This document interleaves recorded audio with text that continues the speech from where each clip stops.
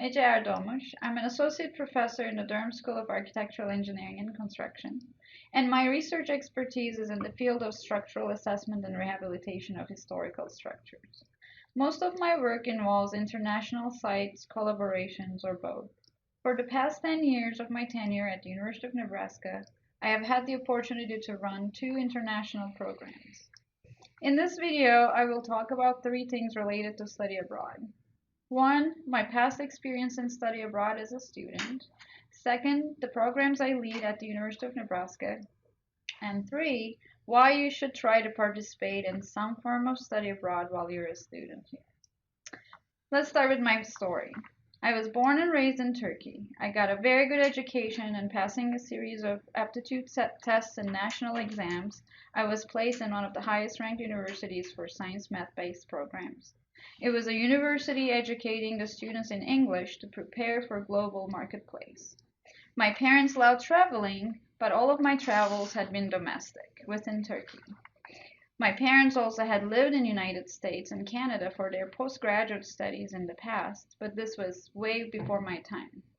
But I love the stories they tell about their culture shocks in the 60s and how things are different there than our country and so on.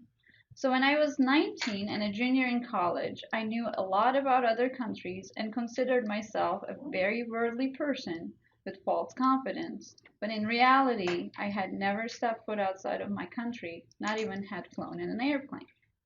But the summer of my junior year, I found an opportunity to come and work with a professor at the Pennsylvania State University in the States.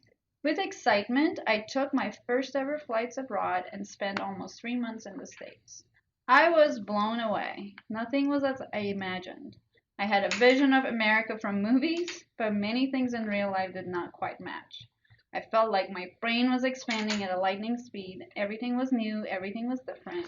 Everything was causing an evaluation of what I knew as absolute truth so far. What do you eat? How do you live? It was a continuum of comparisons. Beside personal growth, this opportunity led to an even more amazing opportunity. As my hosting professor was impressed with me, I was offered an assistantship to come back and pursue my master's with him at the same department. That led to a PhD after and a job at the University of Nebraska. Because of my topic for my PhD, which related to Gothic structures, I also spent time in Italy and France. I had also another small study tour opportunity in Mexico. So in just a few years through my graduate program, I felt my professional and personal growth rate had multiplied. Plus, I was officially bitten by what I call the travel bug, and my curiosity for what else the world has to offer had just started.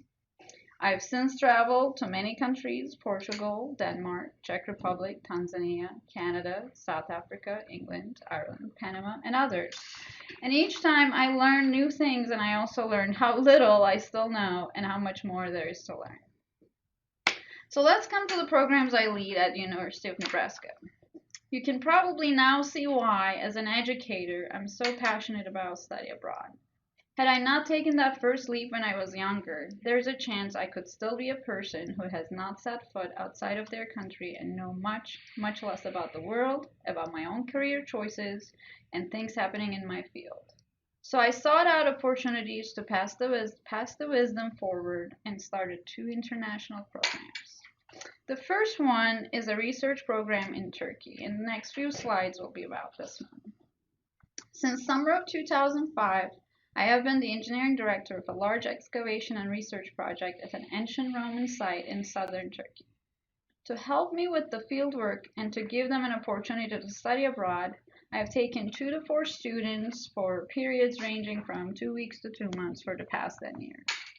This project is on a beautiful landscape just by the Mediterranean Sea, but it's a little far from larger cities, so the students get a very unique experience of living in a relatively small town in Turkey and participating in an international and interdisciplinary research project.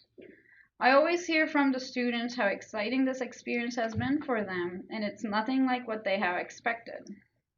Because I train students during the academic year to prepare for the work, I typically select these students to go on this internship myself, but I do consider inquiries and applications from seriously interested students. The other program I run is the Engineering Study Abroad program in Italy. Unlike the other program, this one is a 3-credit class and it's open to all engineering students.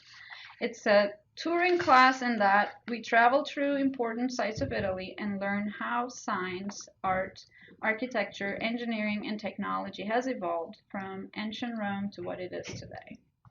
It's a great way to step out of your comfort zone for the first time, and I have never had a student who ever regretted attending this program. So let's come to why you should seek opportunities to study abroad while you're a student. The benefits of a global outlook include tangible items like resume building and career growth opportunities and networking. When you're a practicing engineer and an opportunity comes up for an upper management position that oversees global operations, guess who will be more likely to be selected? The person who has never left their home state in their life, or the one that has some study abroad experience under their belt? But perhaps to me, the more valuable items are often intangible. You will develop personal skills that will help you to be confident, resourceful in any challenging situation. You will start dreaming bigger and reaching out farther. Well, take my story. If I never stepped out of my comfort zone when I was 20 and had that first experience, I definitely would not be here today. I still find it very fascinating that I ended up in a different country, teaching engineering in a language other than my primary language. I now travel all around the world and I have collaborations with experts from all around the world. Thanks for watching this video and good luck with all of your future adventures abroad.